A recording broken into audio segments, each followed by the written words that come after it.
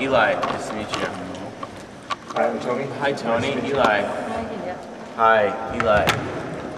Hey, Enrico. nice shirt. Where'd you get that? Self-made. Self-made? Well done. That's pretty cool. Thanks. I'll take a picture of that. I'll show it to Jay Hernandez. Jay will be very proud that someone made a Hostel t-shirt, which will honor.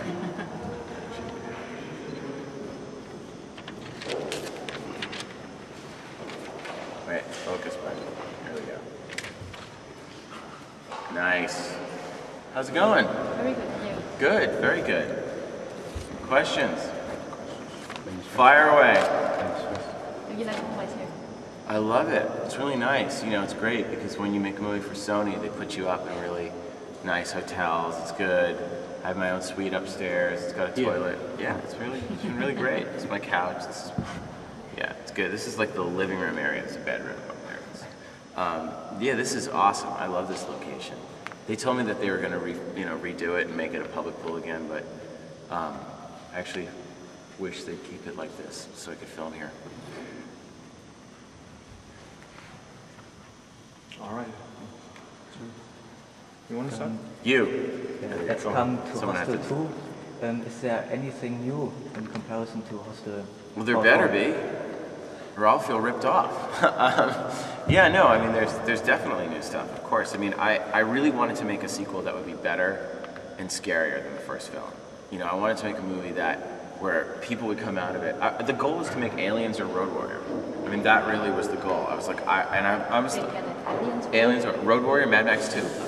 You know, I wanted to make a movie, and I started looking. You know, at first I was looking at horror sequels, and I was like Friday the 13th Part 2 and Halloween 2 and Nightmare on Elm Street 2, and none of them were as good as the first one.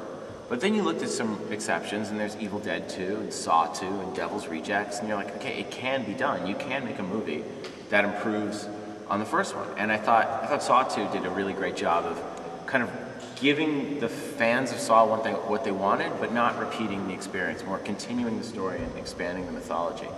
And when I started writing, I mean, I never thought I would do, thank you very much.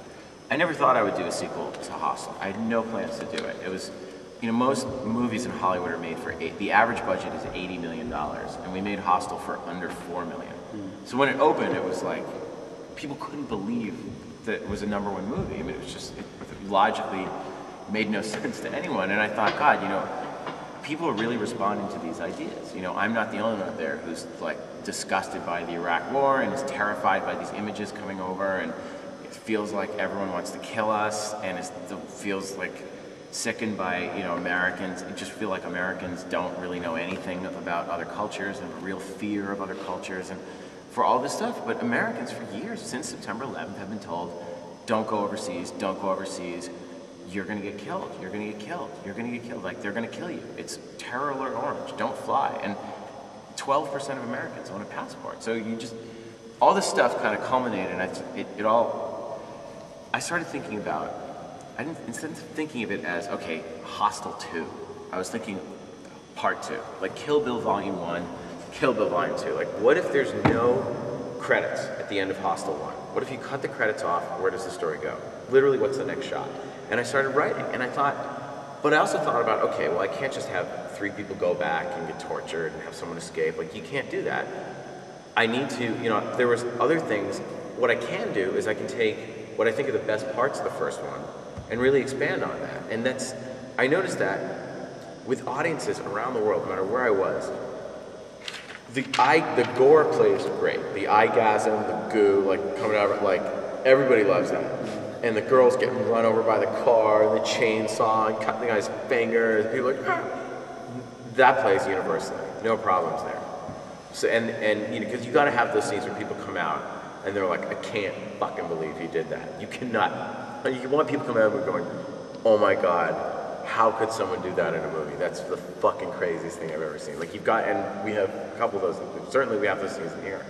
But the scene that disturbed people, that genuinely frightened people, overall, in audiences, no matter what country I was in, was that fucking scene in the locker room with Rick Hoffman, the American client, who's like, how do you do it? Do you kill them fast? Do you do them slow? Like, should I shoot them? Should I blowtorch? Like, and I realized that it's just that look in his eye. of someone so excited to kill somebody. It was so genuine, it was terrifying. And that scene, it was daylight, it was a room like this, and it was just two people talking. There was no music, there wasn't crazy camera moves, there was no lighting, there was no blood, guts, nothing. It was just shot, reverse shot, two people talking. And that was kind of the scariest scene in the movie. So a lot of people would say to me, I want to see a whole movie about that guy. And I thought, you know, I want to see a movie about that guy too. People were like, why did you have more of him? He's the best. Like, and I thought, okay, that's a good sign. What if we, and I thought, first I thought, well, what if I did a whole movie about that guy, starring Rick Hoffman, and we followed him from the beginning right up to the moment he got killed. And I thought, well, okay, I can't do that because everyone knows it's coming.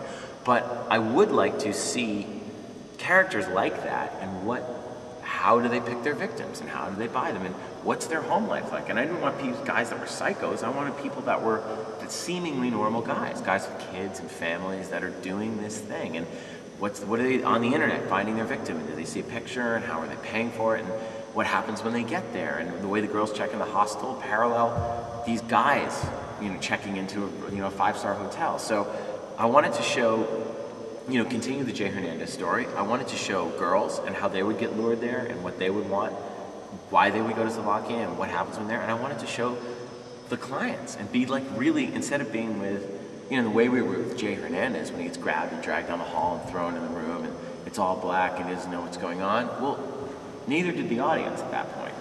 Now they do, so we can't do that again. But I want to see it from the point of view of the clients being brought there in the limo and here's your changing room and okay, now you're here, you can pick the clothing you want them to wear and here's where you select your tools. Like, show that side of it as well. So, how did you get the spa idea from? Why a spa? And why didn't you call it spa then at the end, but Hostel II? What's that?